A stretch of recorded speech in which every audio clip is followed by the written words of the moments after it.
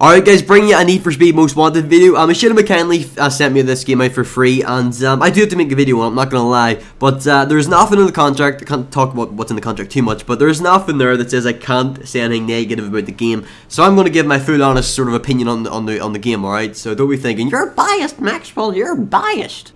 Now, I used to be quite a big racing game fan back in the PS2, PS1 days. I used to love, I had some of the Need for Speed, I had Just, the original Just, absolutely loved that game on PS2. But for some reason, when the next gen consoles came out, I lost all interest in racing games. I got Forza 3, which is quite good, but that's a realistic type of thing. I lost all games in these kind of Burnout in Paradise, Need for Speed, Just type-esque games. And I actually bought Need for Speed Undercover.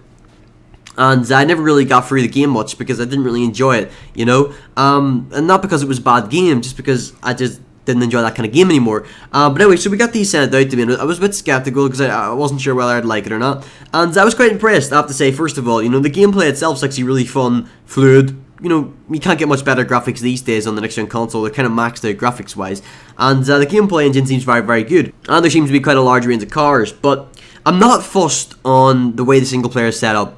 For example, in Need for Speed Undercover, there was a bit of a backstory there. You know, you had a cop who was going undercover into all the street racers, you know, bring them down, etc., etc. This campaign doesn't seem to have any story there at all, and it just seems a bit easy as there's cars just lying around everywhere, and you just have to go and find the cars.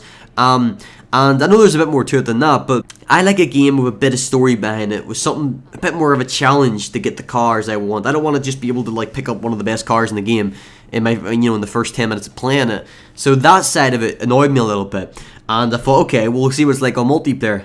So I jumped on the multiplayer, and I was quite impressed. Now, multiplayer is very, very fun. You know, there's different things. There's ones where you wipe your friends out. There's races. There's jumps. The multiplayer is very, very fun. I think the multiplayer is where this game is going to be at. You know, I don't think the campaign has that much longevity to it. If you're a Need for Speed map fan, maybe you'll really enjoy it, but for the most part, I don't think there is much longevity to the campaign. But the multiplayer, I think, is really, really good, really, really fun, especially if you're playing with friends. If you're playing multiplayer on your own, not so much. But if you can get a bunch of friends to get Need for Speed Most Wanted, if you play multiplayer, then guys, you're really going to enjoy it. The gameplay in the background you're going to be seeing is probably some load of crashes in my first race, maybe, because that's what I've been doing in the campaign all this game, just crashing for the lulz. Anyway, guys, that's my Need for Speed video. See you all later.